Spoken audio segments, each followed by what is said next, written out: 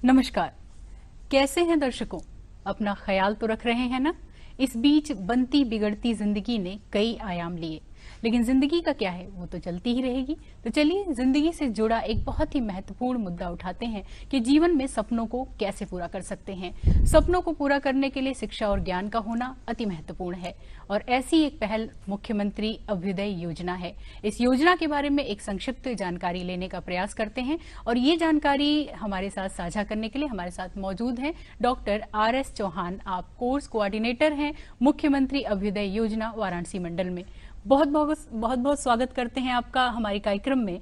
और ये सौभाग्य की बात है कि एक ऐसी योजना है हमारे छात्रों के लिए, हमारे युवा साथियों के लिए। तो क्या है ये योजना?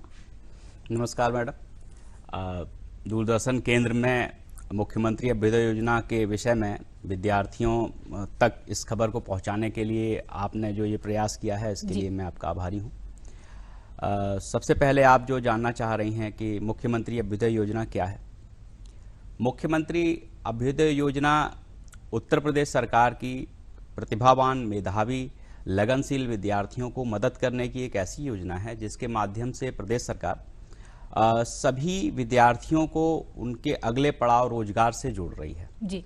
आप इसको ब्रिज स्कीम भी कह सकती हैं, सेतु योजना भी कहा जा सकता है इसको, जिसमें प्रदेश सरकार का ये प्रयास है कि जितने भी प्रकार के कंपटीशंस हैं, चाहे वो +2 के बाद, कक्षा 12 के बाद विद्यार्थी चाहे वो मेडिकल की तैयारी करना चाहे, चाहे इंजीनियरिंग की तैयारी करना चाहे, यानी वो नीट की परीक्षा देना चाह रहा हो या जेई की परीक्षा देना चाह रहा हो, या फिर स्नातक विद्यार्थी आगे चल के यूपीएससी की परीक्षा, यानी कि संघ लोक सेवा आयोग, राज्य लोक सेवा आयोग, राज्य सरकार द्वारा कर्मचारी चयन आयोग के अंतर्गत होने वाली समूह ग की भर्तियां, इसके साथ ही साथ रेलवे, बैंकिंग, एसएससी, केंद्रीय सुरक्षा बल, शिक्षक पात्रता परीक्षा, यानी कि ऐसा कोई अंग नहीं छूटा है इस योजना से जिसको कि इसमें शामिल नहीं कर लिया गया है।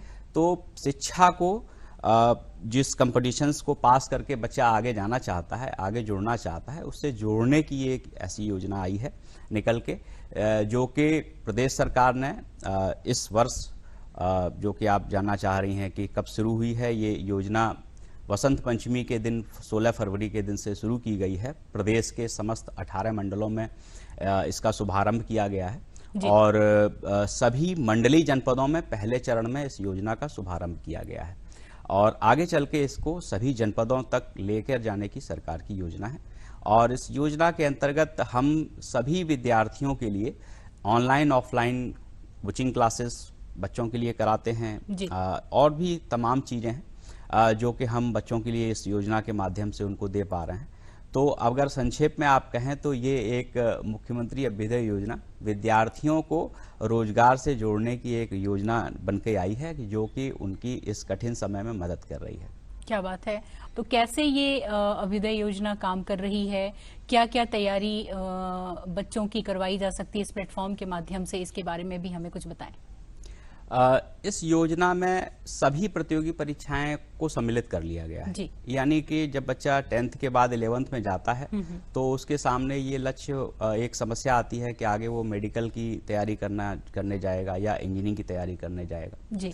तो किस चीज की तैयारी करना है, उसकी काउंसलिंग से लेके उसको उस विषय विशेष की तैयारी कराने में +2 के साथ साथ हम उनको मेडिकल और इंजीनियरिंग के रास्ते की तरफ ले जाने के लिए, साथ ही साथ अगर वो ग्रेजुएट हैं या स्नातक तृतीय वर्ष में हैं तो उनको स्नातक के स्तर से संबंधित जितनी भी प्रवेश परीक्षाएं हैं, जो चाहे वो कॉम्पिटिशन्स के लिए हो, नौकरी के लिए हो, उन सब में राज्य सरकार बच्चों को ऑनलाइन ऑफलाइन दोनों ही तरीकों से फैसिलिटेट कर रही है। इसमें सरकार की ये योजना है कि जो सभी मंडलों में कुछ केंद्र निर्धारित कर दिए गए हैं, जैसे कि आपके वाराणसी मंडल में राजकीय संत रविदास IAS PCS शिक्षण संस्थान है, और साथ ही साथ संत अतुलानंद रेजिडेंशियल एकेडमी है।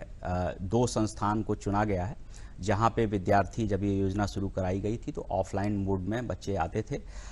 4 स्ट्रीम के बच्चों को शुरुआत में रखा गया है, वो यूपीएससी की स्ट्रीम के लिए, नीट के लिए, जेई के लिए और एनडीए के लिए इन 4 स्ट्रीम के विद्यार्थियों को ऑफलाइन मोड में तैयारी करने का, जिस तरीके से मैं वाराणसी मंडल के विषय में आपको बता रहा हूँ, इसी प्रकार से प्रदेश के समस्त 18 मंडलों में तैयारी चल रही है। सभी मंडलों में 2 से 3 केंद्र निर्धारित हैं, वहाँ पे बच्चे ऑफलाइन मोड में तैयारी करते हैं। वर्तमान समय में कोरोना के सुरक्षा प्रोटोकॉल को ध्यान में रखते हुए ऑफलाइन क्लासेस सभी जगह बंद चल रही हैं। जब अन्य स्कूल, कॉलेज और यूनिवर्सिटी खुलेंगी तो उसके साथ हमारी कक्षाएं भी संचालित करा दी जाएंगी जी। पर वर्तमान समय में ये बच्चे लगातार ऑनलाइन प्लेटफॉर्म पे तैयारी कर रहे हैं। सभी मंडलों के यूट्यूब प्लेटफॉर्म्स हैं, फेसबुक प्लेटफॉर्म हैं, जूम के माध्यम से, तो जितनी भी हर मंडल के पास जो वर्तमान सुविधाएं हैं और पूरी तरीके से ग्रामीण परिवेश के बच्चों को, जो आर्थिक रूप से कुछ कमज़ोर बच्चे हैं, उनको सभी को जोड़ते हुए हर प्रकार के बच्चों को इस योजना से जोड़ के गवर्नमेंट फैसिलिटेट कर रही है। जी, ऑनलाइन प्लेटफॉर्म की बात हम कर रहे हैं, लेकिन ज़्यादातर ग्रामीण परिवेश के जो बच्चे होते हैं, थोड़ा सा वो सोशल मीडिया और गैजेट्स के बहुत अच्छे जानकार अभी नहीं माने जाते हैं।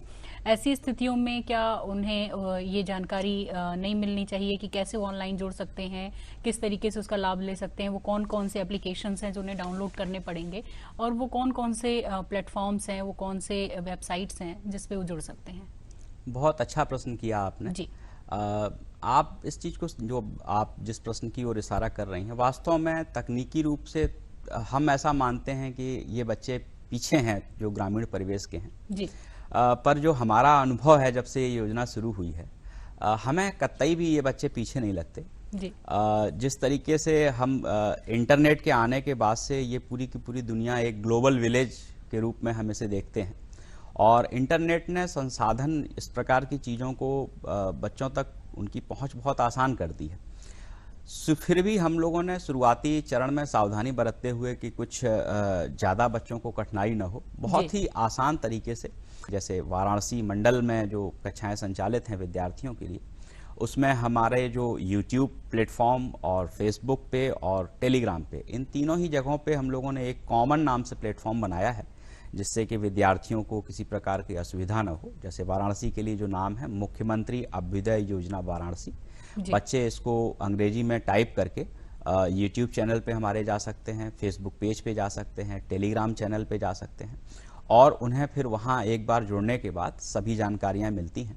हमारे प्रदेश का जो पोर्टल है जिस पे बच्चे रजिस्ट्रेशन करा सकते हैं और इस योजना से जुड़ सकते हैं, वो abhyuday.up.gov.in है।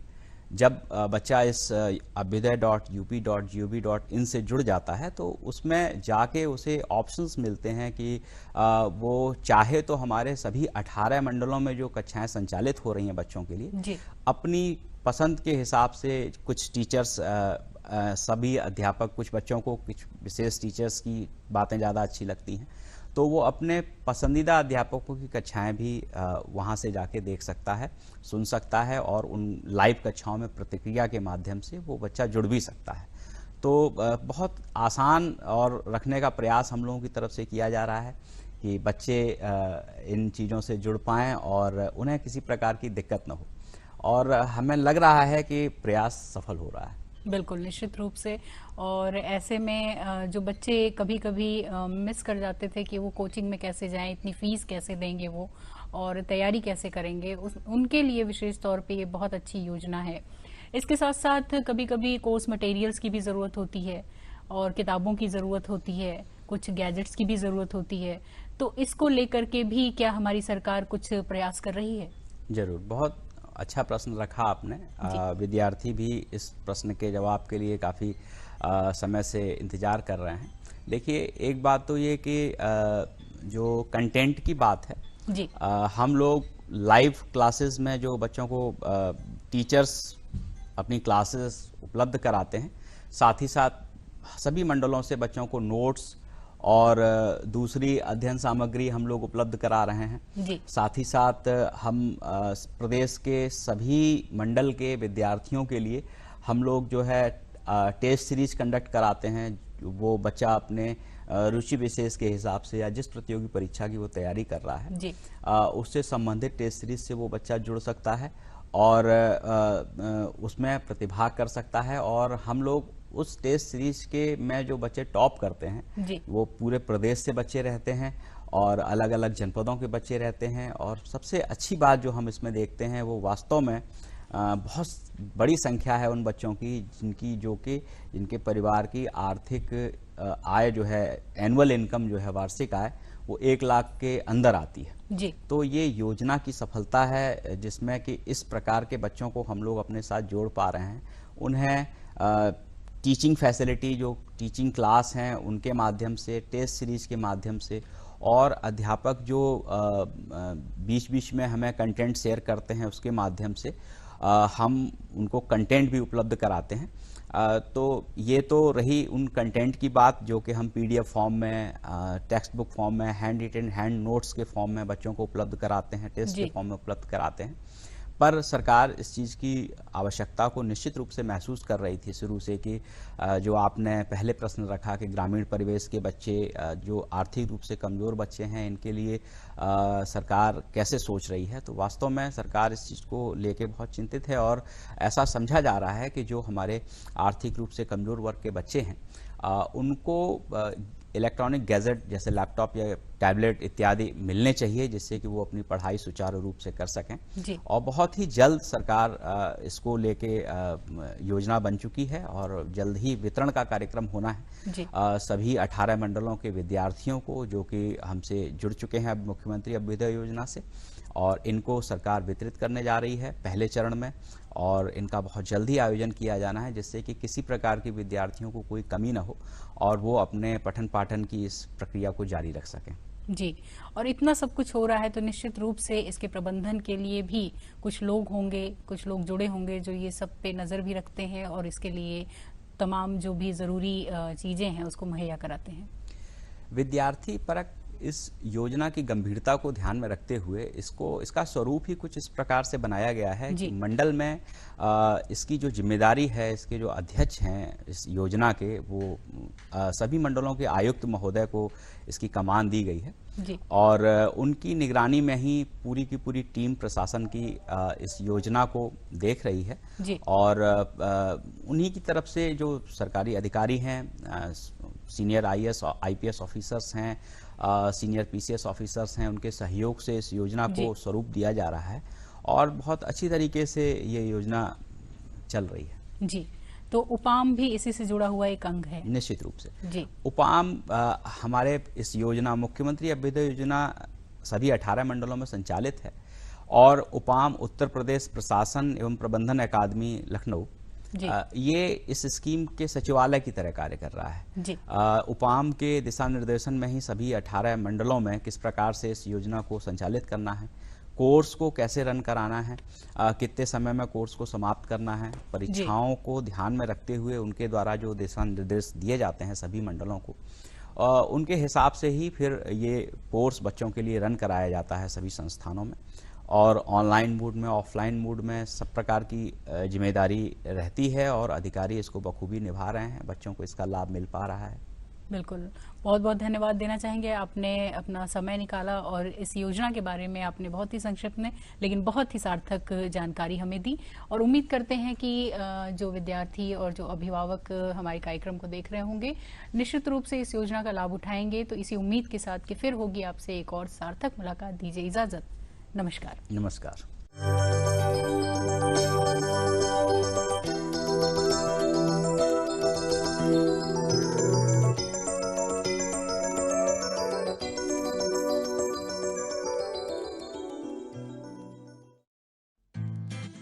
डिजिटल इंडिया अभियान भारत को समृद्ध करने की दिशा में सरकार की एक नई पहल है। इसका प्रमुख उद्देश्य देश को विज्ञान और प्रौद्योगिकी के क्षेत्र में नई ऊंचाइयां प्रदान करना है। ये अभियान 1 जुलाई 2015 से शुरू होकर अपने एकमेव लक्ष्य की ओर निरंतर अग्रसर है। डिजिटल इंडिया अभियान से लोग तकनीकी रूप से प्रशिक्षित होकर आत्मनिर्भर हो रहे हैं। प्रधानमंत्री का संसदीय क्षेत्र